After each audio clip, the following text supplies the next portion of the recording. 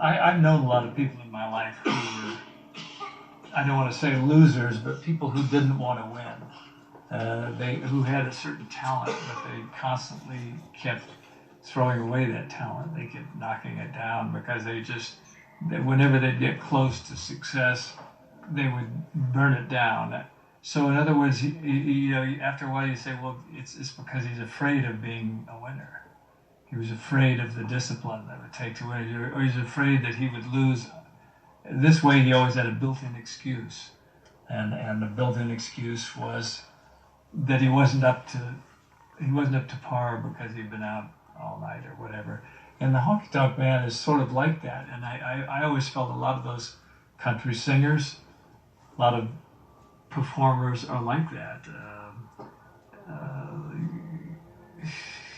Hank Williams, Red Foley, all these guys, they kind of came along and they were sort of self-destructive.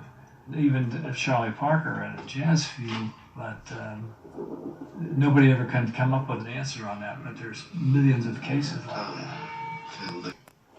Isn't there a bit of that streak of self-destruction in your character of Wilson, the filmmaker, White Hunter, Black Heart? Oh, absolutely, absolutely. He's a guy who can't be involved, can't focus in on just one thing. He has to kind of be doing 10 things at once. He has to be either betting on a horse race somewhere, or romancing a girl somewhere, or he's doing something different that is off of the line of the project.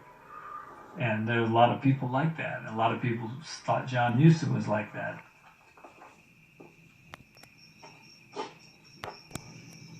As in White Hunter, I think we tried to depict that in there, and I just like the story. I just, because you don't know why they're that way, but there are people that way, and maybe it's an insecurity. Maybe it's an insecurity. You're afraid to dedicate yourself 100% to something, to a movie or to whatever project you're doing, because you're afraid of failure.